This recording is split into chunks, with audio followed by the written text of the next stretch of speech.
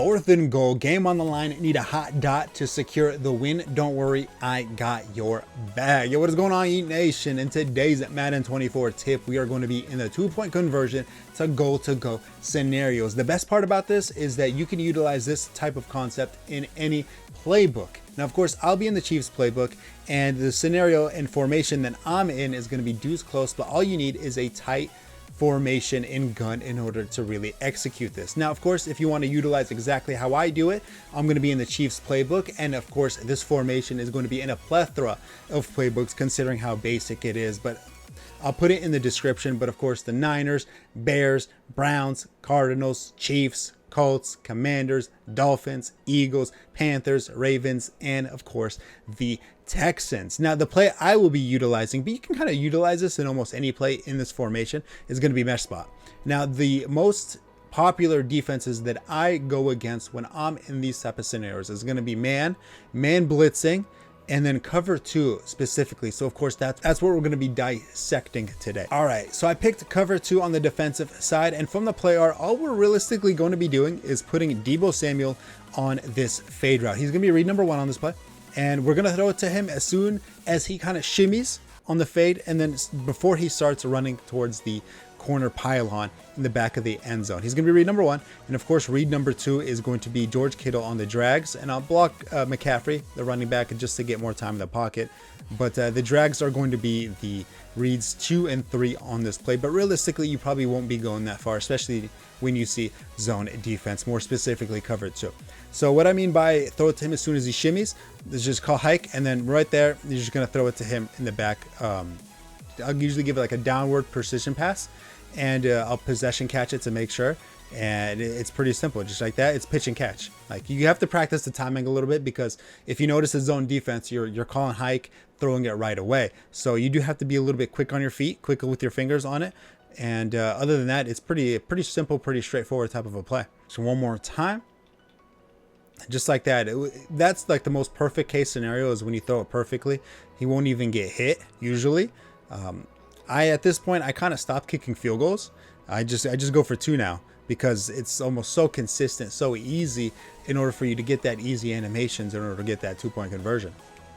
I used to dread getting in the 2-yard line. Like, that's it. Like, I get to the 5-yard line, I gotta run the ball. That's it. Like, I don't have a dot in order to consistently get the ball into the end zone, especially if they want to call cover 2.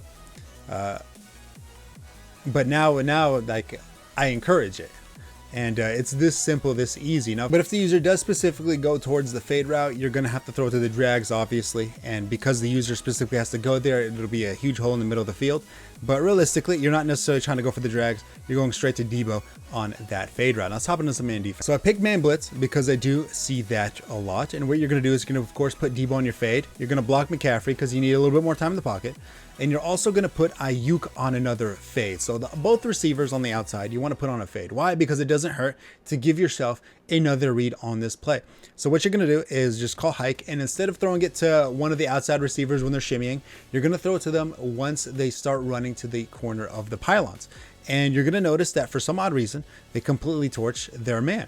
So both on the outsides, they just torch them, and you throw it to them in the back of the pylon, and it's pretty easy completion. I'm not sure how that happens. And I'll put 2 of them, because if one of them gets bumped or pressed, then you're going to want to skip that read. You're going to want to move on to the another one, especially because it's man blitz. You don't have that much time in the pocket. You want to throw it to either the fades or go straight to the drags in this scenario. So right there, just like that, and you can see both sides.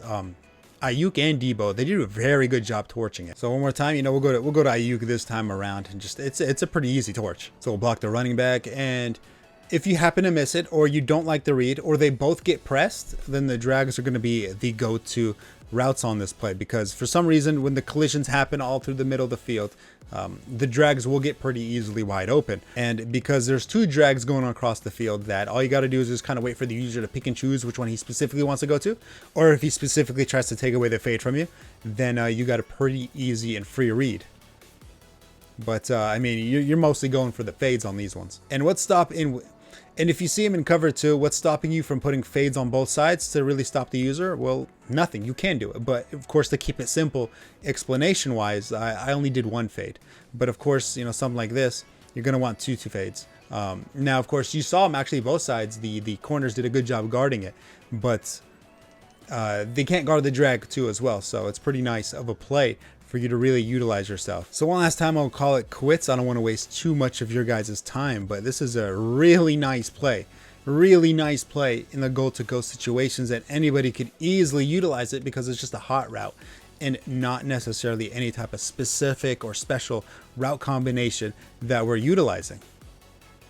But man, is that easy. It makes it so much easier. But all right, of course, if you enjoyed the video, make sure to subscribe. I do think I put out some pretty phenomenal tips, some battle-tested tips, especially for everybody to utilize and use. If you have anything in specific you want me to go over and talk about, of course, just let me know in the comments, and I'll do my best in order to cover it. But other than that, hey, good luck, everybody.